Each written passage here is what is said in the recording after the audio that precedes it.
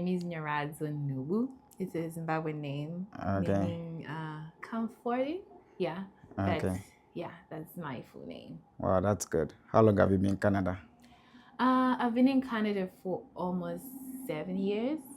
I came in 2017 for school. Okay. Um, and when I came, I was supposed to study MBA or something. Um, but I always I always knew that I was supposed to be an accountant. Okay. I guess from a very young age. So when I came here, the school that I was going to, they didn't have that program, Mm. and I decided like, no, I cannot do what I like. I don't see benefiting anything out of this. So I decided to change, to make that decision, to like, hey, I told my family I cannot continue to do this program. So, So how long did you say you've been here? How long have you been here? I've been here for about 7 years. I came here in 2017. Okay. So, how was your first time when you got here? What was the culture shock for you? Top two.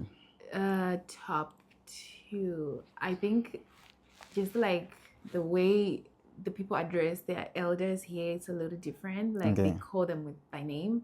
And obviously back home, if somebody's older than you, it's either you call them Mr., Miss, or Aunt, or whatever. So that was a bit of a culture shock. Okay. Um, and also like just I felt like there was such a lack of community because I guess came I was kind of based in Vancouver.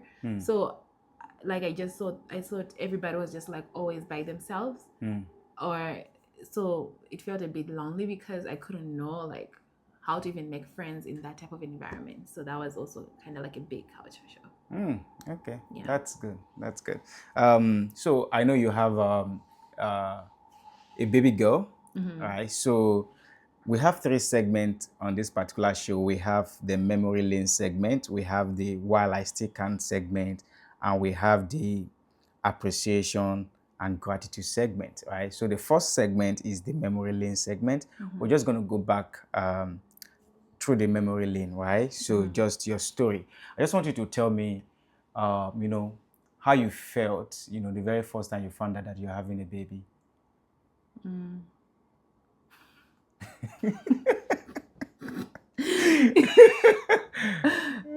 What was the feeling like? um well, it wasn't great. I mean, baby's a gift from the Lord, of course. I don't know if I don't think I want to talk about this. I don't think people need to see this later, even when she's older. But it was I was young. Well, I wasn't that young, but in my mind I feel young. I was not ready. Yeah. I was not ready for that change. So it was a bit of it was a big shock to me. I was very scared and like because it wasn't like in the planning. There was just like so much happening in that season. So yeah, I wouldn't want to lie to say I was so happy and celebrating. That would be a lie.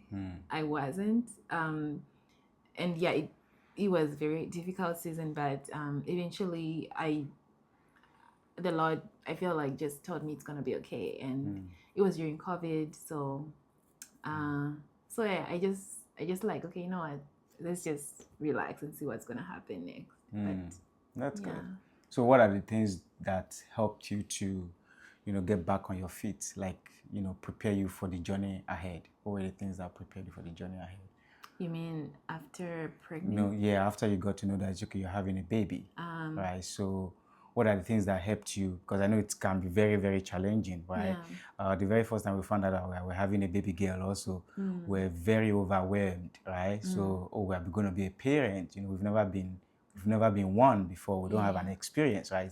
It can be very overwhelming, right? So what was this? What were the support, or let me say, what did you do, or what helped you out in that moment of, when you are kind of overwhelmed by the news, or when you know you're going to be a mother? What are the things that helped you to, to put you back in check, like to help you through the journey? Yeah, I think prayer was a very big thing for me in that season. I went in prayer, and I was also filled with so much guilt and shame because I was not married when I got pregnant. But I just felt the Lord telling me it's gonna be okay. Just for me in this season to just focus on making sure that the baby is growing well and healthy. So at that moment, I just started to take care of myself well. I just started to eat well, eat well, take walks, drink, just making sure that my body, my mind is well to ensure that that baby is growing well in my body. So that's so I was just taking one day at a time in that season. Yeah. That's good. Did you had to probably make some adjustment emotionally? Like, you know, did you have to do any of that? Did you have to emotionally? Like, did you have to adjust emotionally to what is happening around you? Yeah, I think I had to ensure that I'm actually peaceful. I had to not tell people about it, just to cut that judgment, because it was also during COVID. So I literally didn't tell anyone for literally the first 6 months. Wow. No one knew. It was just me and my daughter's father. It was just we just knew about that. Yeah, so that really helped me because I didn't have anyone to talk to about it a lot. So it gave me so much peace just to know that in that little world that I was in for those first few months. That's good. So can you tell us about Inyarazo, the you now before you became a mother and the you now that you're a mother? Has there been some form of changes? You know, who are you before you became a mother? Who are you? Yeah, before I was a mom, I was very immature. Like, I'm not saying like I'm all grown now, but I feel like I'm better. Yeah. I was very immature. I was very self-centered. Like, everything had to revolve around me. Like, it was always about me. True. So I had like this. I feel like in my mind I'll think like, why would I want to like, what am I gonna get from this person? Like, kind of like a transactional relationship with people. Like, if there's nothing I'm gonna gain from you, I don't really need you in my life. That was kind of my mindset. I was also very ambitious in terms of like being a good student, wanting to grow in life. So I would only want to associate with those people that can lead me there. So if I feel like you cannot help me with that, I wouldn't want to associate with that, which is not a good thing. Yeah. So that was me. And I feel like I had so much pride as well. So that was me before my daughter came. And then I was definitely humbled by just her being born. Yeah. And going through life, like the real struggles of life and motherhood. Yeah, that's true. You know, I actually share the same because, you know, before we had our daughter, I used to work. I'm a very ambitious person, but it used to be I'm working for myself, right? And there are sometimes that if I don't just feel like it, I don't just feel like it, right? It's just money involved, right? Yeah. But now things has really changed drastically. Even though we just had our baby for like a month, things has changed drastically because everything I do now, it's more or less like I'm doing it for my baby, right? I'm doing it for my family, right? So it's added a lot of like a little purpose to what I'm doing, right? So now I feel like, you know, chasing the bag or, you know, getting better now makes a lot of sense, right? Because I'm getting better not just for myself, I'm getting better for my baby, I'm getting better for my wife, I'm getting better for my family, right? So I totally understand. But during that process, okay, you said that is who you are prior to before you have you now. Who are you now? Now I think, oh my gosh, now I have so much compassion for like anybody and anyone. I feel like I have so much love in my heart, not just for my daughter, but for anyone, any person. Like, no matter what you gonna add, like, it doesn't. I don't even care about that. I just feel like I'm an ambassador of Christ. I just want to give light and just bring light to anyone whom I meet. So, and I don't have anger in my heart, and I used to have so much like frustration and just so impatient about things, like, but I don't have that anymore. And I really thank the Lord for just healing my heart. I feel like I had to go what I went through for me to be who I am today. So, yeah. Wow, that's good. That's good. I want to ask you this question though, right? I know I experienced that with, my wife. So was there a night that I mean, probably while you were pregnant or probably at the early stage of, your baby's life, right? Was there ever a night where you had to cry secretly, like your clothes? Were there ever a night like that? Yeah, I mean, probably almost every night. Yeah. Maybe not every night, but of course, there's quite a few of those in the first year that my daughter was born, and maybe even after.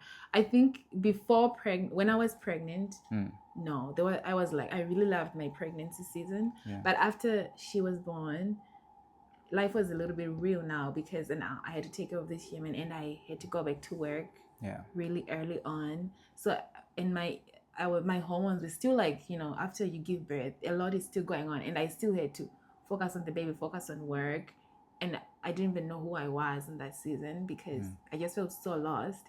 So yeah, I would definitely cry. When she's crying, I'll be crying. I'm like, girl, I'm tired. I have work in the morning. You need to be quiet. I wanna sleep. So yeah, there was a lot of crying in that season. Yeah. Do you know a lot of new mom, right?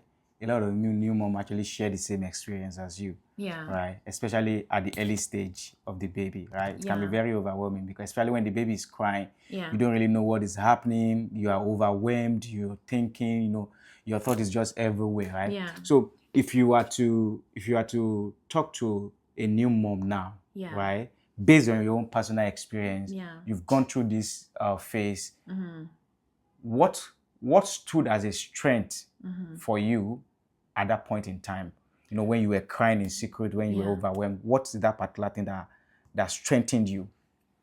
Right.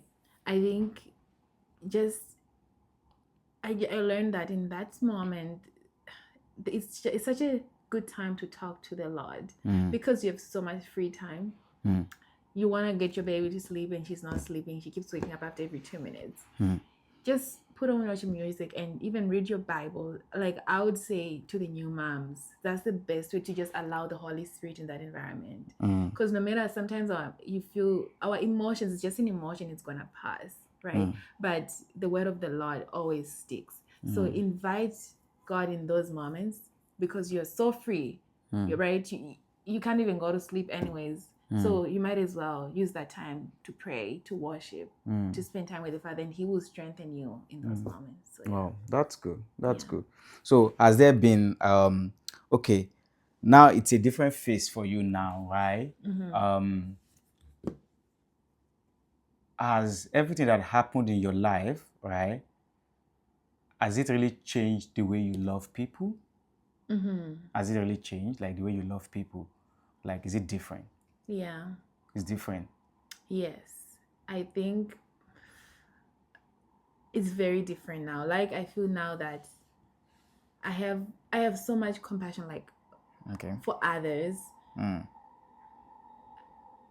And it's so easy for me because I know it's not like I've experienced all the pain in the world, but I do kind of understand how pain sometimes really feels like, and not to be so quick to judge others because you don't know what is actually happening in their lives.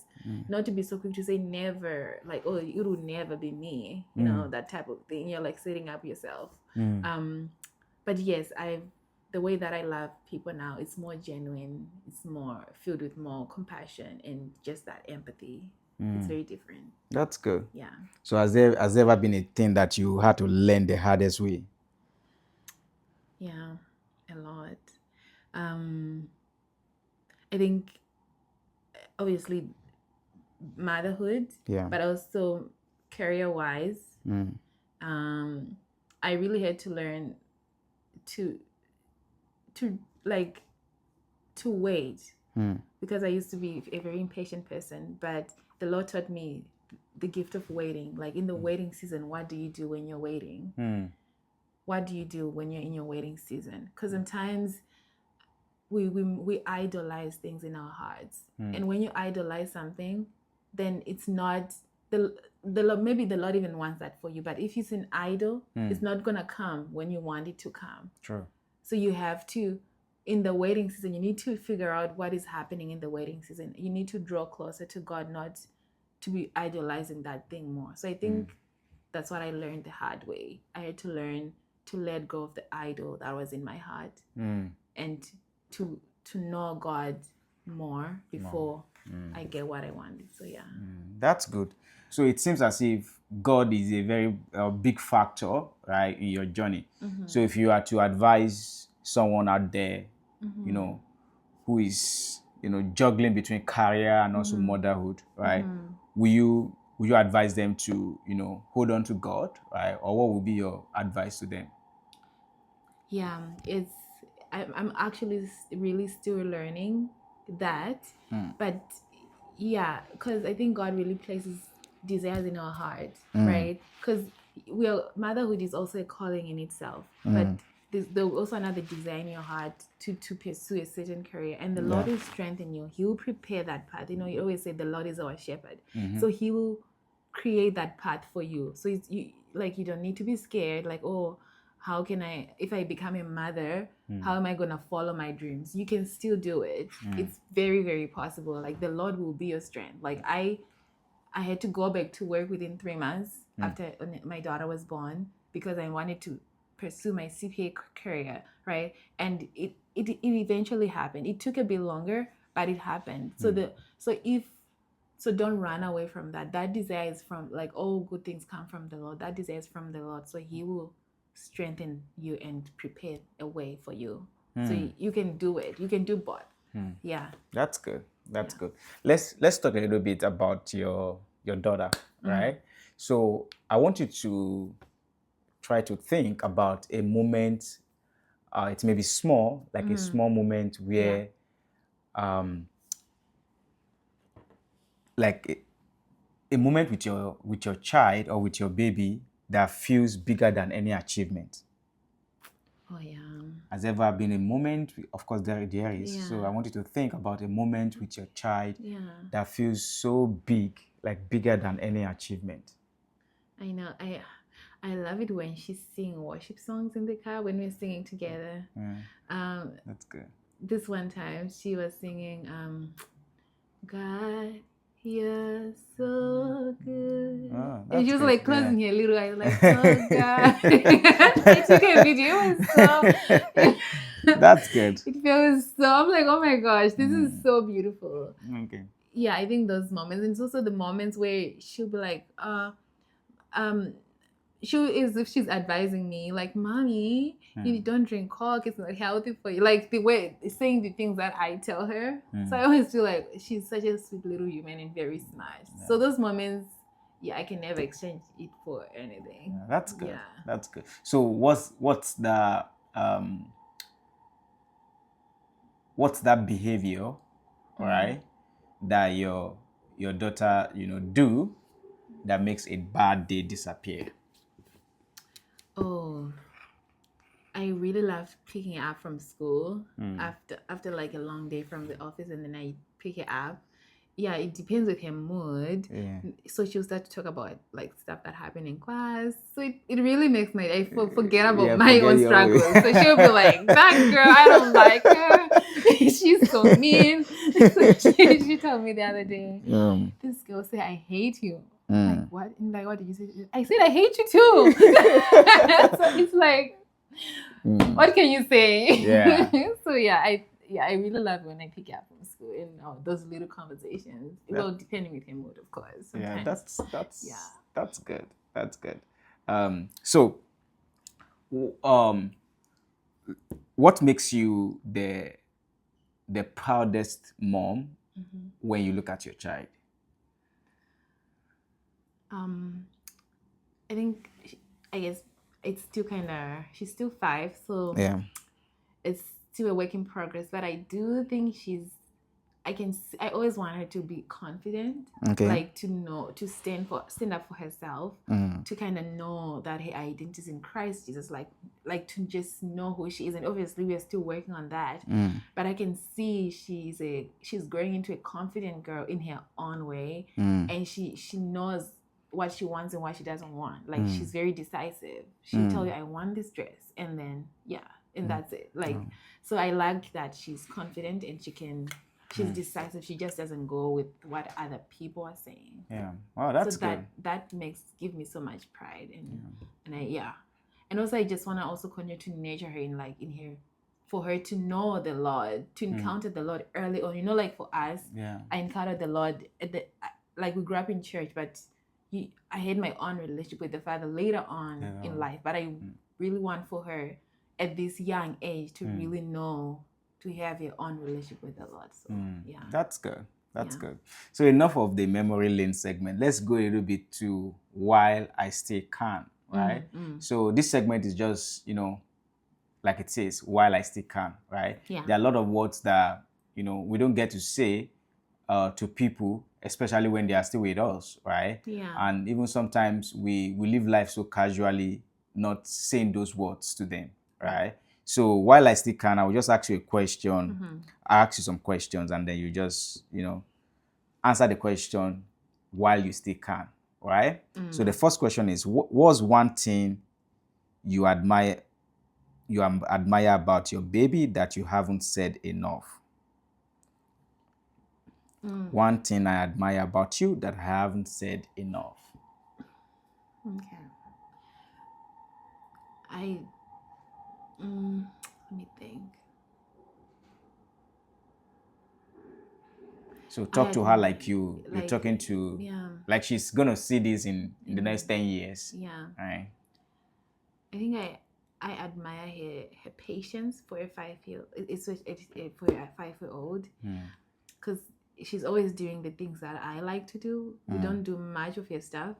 Like we go to worship practice, I like to do. We would go to the mall to buy clothes, which I like to do. So it's like when we go to the park for like 5 minutes and we have to go home. So it's like I definitely admire how patient she is for a kid. Because I always take her with me everywhere I go. If we're going for like dinner with friends and her friends are not there, she can just sit there and watch mommy with so I think that's one thing that I admire at this age, at least. Yeah. And I'm sure more will come as she grows. Yeah. So what's one memory with her that you hope you never forget? So one memory with you that I hope I never forget. Yes. Oh, there's a lot. But I guess I guess maybe it's not one, but this season that we're in right now, me and her, it's a very peaceful, joyful season. In just raising her in this stability that we have right now in our lives is something that I would never want to forget, and I would want to protect for the rest of our lives. Yeah. That's good. So what's one lesson you pray life never steals from her? Oh yeah, definitely her joy and her confidence, and her innocence. I know obviously she's gonna be exposed to so much, but oh man, it's not even one, it's a lot. Okay. It's a lot. Let's just say her joy. Her joy that life should never take away. Just the continue. joy of life. The joy that she has in her life right now. Yeah. Okay, that's good. So let's talk about you while you still can also, right? One thing I wish someone had told me when I became a single mom. One thing I wish someone has mentioned to you. Honestly, I would just say, if you're a single mom, you have to work hard to be financially stable. That way it makes single motherhood a bit easier. Because if you're depending on somebody for like financial, because in this life you need money to do anything. Well, obviously money is not enough, but you want to be financially stable. That way you can raise your daughter, your child the way you want to raise them. But anyway, I just wanted to say that. Yeah. But as a single, if somebody would have told me that it's a very peaceful, it's peaceful to some extent, that sometimes it's the best decision you can choose for your life, for your children, to raise your kid in a peaceful environment. Yeah. Yeah, it does come with its bad days, obviously overwhelming, because you're doing everything by yourself.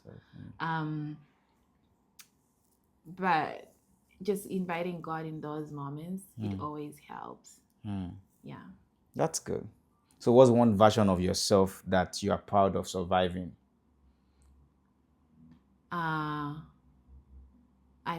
I think I'm still surviving single motherhood, Okay. but I'm proud of the life that we're living right now. I'm proud of I don't know if proud is the word, but I guess I'm grateful for the life that we are living. With with just the doors that had opened for us, and just where the Lord is leading us. It's I feel really proud, and also the human that I'm raising. That's good. Yeah. So what's the one promise that you are making to yourself moving forward then? I want to lead a life of intention and to be not be led by like impatience, but to be more patient, especially when making any big decisions. The promise is also to just make sure to raise my daughter to give her the best childhood she can have. Obviously, it's not going to be perfect, but yeah. That's good. So, enough of that. Let's appreciate the people in your life, right? Yeah. So it's good to appreciate people in your life. That's why we are there also, because we help to appreciate people. Yeah. And then we help to deliver gifts to people. We help to package the gift and deliver to their loved ones, right? Yeah. A lot of people have come to this show, and then the moment they start talking about the journey they've been through, they mention names, and then at the end of the show, we had to deliver something to them, right? They thought it wise to gift them something, right? Sometimes it's a letter, sometimes it's a gift, sometimes they just message us and they'll be like, oh, we want you to actually gift this person this particular item, and then we go source the item, buy the item, package the item, and deliver to them. But let's just appreciate the people in your life, right? So the first question I need to ask is, who stood by you when things were the hardest? Oh yeah, I have my best friend. I call her my best friend. Well, my really close friend. Her name is Priscilla. Shout out to Priscilla. Sorry, Priscilla. She's awesome. She's also from Zimbabwe, so she's been there with me in this from like literally from the beginning, and she was there in all my hardest moments. And I pray that I want to be there for her too, in every season of her life. But yeah, so she's the one, at least in Canada, she's the one person that has really stood. There are many people too, but she's the one who comes to mind right now. Okay, so this question, I don't know if it's the same person, but is there someone you want to publicly say thank you to today? Oh, there's a lot. So obviously Priscilla. Yeah. My family, my parents. I know they're back home, but they are always like that pillar of strength, and just giving me advice, just checking up on me. And obviously our church community. I started to come to church like a few years ago, but I've really connected well. Our church community, our pastor, they came in at the right time, like the time that I really needed a community the most, even without me knowing that I need a community. So yeah, shout out to our pastor, Pastor Ernest, in our church community, the best. I can't name all of them, but everyone. Yeah. Thank you, everyone, for being there for her. Yes. So who believed you when you doubted yourself? Who is one person that believed in you when you doubted yourself? Yes.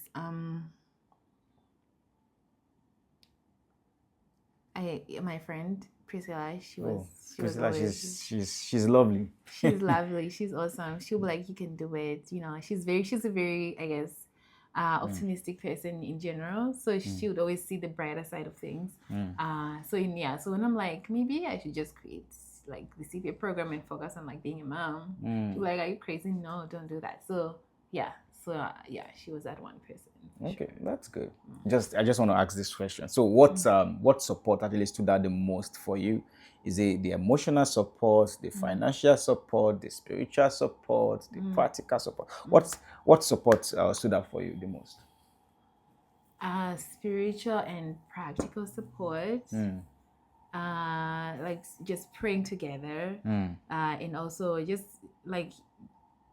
just helping out with like maybe helping picking up my daughter from daycare, where just creating that space for me to feel that it's okay for me to ask for help, because it can be hard to ask for help. Yeah. But I felt safe that I can ask for help. So yeah, so that practical support. Yes. That's good. That's good. So we are going to the next segment. It is how well do you know your child, right? We are going to ask questions, right? Yeah. So just tell us if you know or if you don't, right? Yeah. Just how well do you know your child, right? Yeah. So, and the first question I will ask is, what's your child's favorite food right now? Do you know your child's favorite food right now? Right now, yes. Yeah. She like butter chicken and what is that little bread? Butter chicken and The pancakes? no. They always come. So there's butter chicken, and then like they always eat it with this bread. Oh, okay. You know the bread? I don't know the bread. Yeah, that she like that. Oh, okay. That's her favorite food? That's her favorite food right now. Okay, that's good. So what's her favorite cartoon or show? What's her favorite cartoon or show? Does she have one? She like anything like princessy, Okay. with like princess drawings. Okay. Yeah. Anything princess, anything pink. Yeah. So do you know what makes her laugh uncontrollably? Like, what's that thing that makes her laugh uncontrollably? Laugh? Yeah, laugh, yeah. I think when I'm like being like silly, when I like being silly with her, she would start to laugh and just yeah. When she see me being, if I do something, maybe I spill water and I'm like, oh my God, I'm like, mommy, you spilled. So it's those things. I'm like, is that even funny? She's like, yeah, it's so funny. Yeah. So yeah. That's good. Does she have a regular bed routine? Yes. Now that we're gonna be going back to school, she's normally in bed by like 8:30. Okay. Or actually maybe 8:45. So we read a Bible story, we pray, and then she eats. She always eats in her bed, and then she goes to sleep. So that's kind of like our bed. Yeah, and then I just chill with her for a few minutes. She tells me about her day. She'll be like, "Are we talking about my day?" Even if it's weekend, I'm like, "I was with you the whole day, but okay, tell me about your day." So yeah, that's good. Yeah. So does she have a favorite clothing that she loves to wear? Yeah. She's always in dresses. She loves to wear dresses. She loves to wear dresses. She wears dresses. Yeah, that's true. So who do they run to when they are scared? I'm pretty sure you are. Yeah. So what's one thing they say that melts your heart each time? Oh yeah. Oh, when she say, "Oh, mommy, I love you," she say, "Mommy, I love." Yeah. When we moved, she say. That's so beautiful. When we moved, because when we moved, I asked a friend to watch her. Yeah. So when we went to the new house, she saw all these boxes. She's like, "Mama, I'm so proud of you. You brought all these boxes by yourself." I'm like, "Thank you." I didn't tell her that. It was all me. I did all this. But yeah, when she says, "I love you." Yeah, that's good. Yeah. That's good. So, what's their favorite way to be comforted? Hugs. Hugs. Yeah, absolutely. Hugs. And then maybe be like, "Do you want ice cream?" Yeah, something like that. But yeah. Okay, that's good. So what dream do you secretly have for them? Not secretly, like what dream? Like plans? Yeah. Are you praying to God for them? For them. Just to be protected, in this world we are living in. Yeah.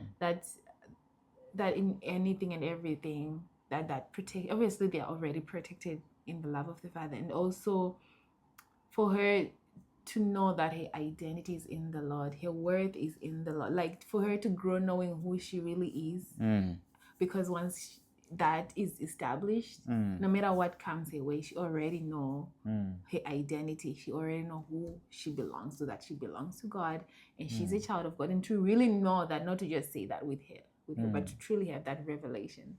So I really pray that that comes a bit early, like, a bit early. Yeah. That's good. This video is actually sponsored by Memoirata Gift Delivery. So we always ask this final question, right? And the question is, if you could gift your child one thing that money can't buy, what would it be? That money can't buy. Yeah. I would say stability. Is that how to answer that question? Are you sure money can buy stability? Money can buy stability. That's true. Money can buy stability. Money can definitely buy. You actually need money to be stable. Money cannot buy. Can you give me an example?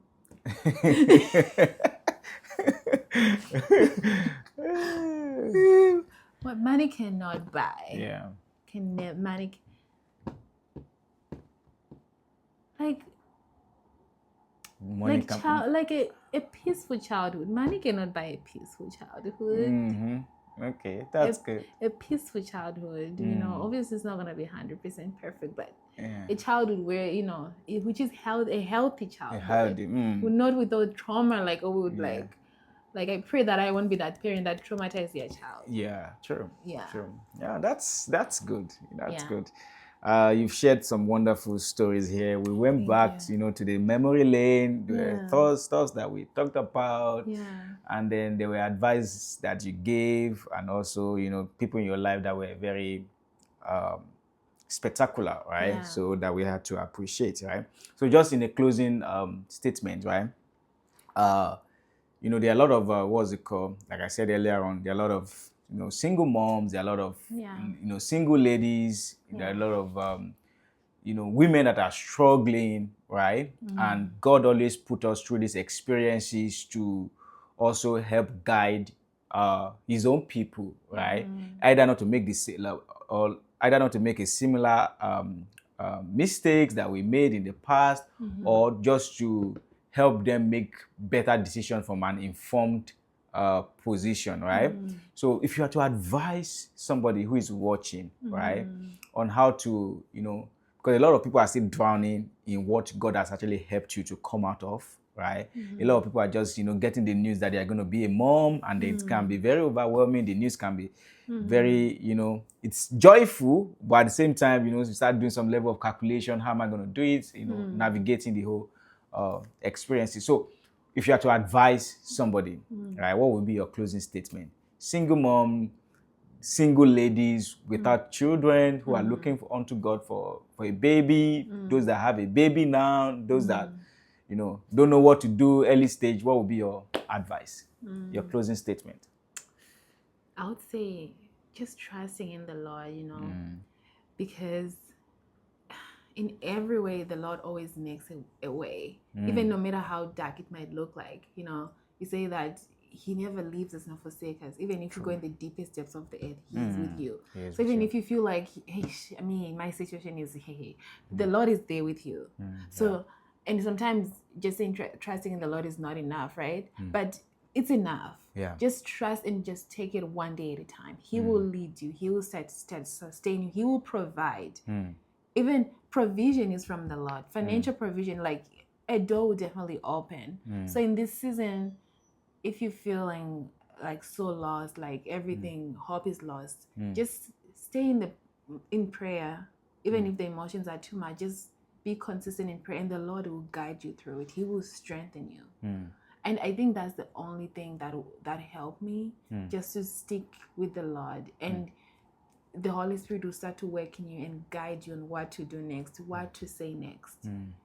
All of these things always come when you're just spend time with the Lord. So I think that could be my only advice. And also, if you're a single mom, just to know that that baby is a gift. Yeah. It's a gift. You need to love them, like you need to protect them, because this world wants to devour this baby. So yeah, that's good. That's good. Thank you, Nyarazu, for coming on the show. And then I thank God for what God has done for you so far, what God has brought you from, and I'm also thankful for where He's taking you to. Right? The Bible says He knows His plans for His own. He says of good and not of evil, to give them an expected end. So I can't wait to see your expected end. I know it's going to be beautiful. Right? Thank you very much for coming. Thank you so much. Bye bye. Thank you for having me.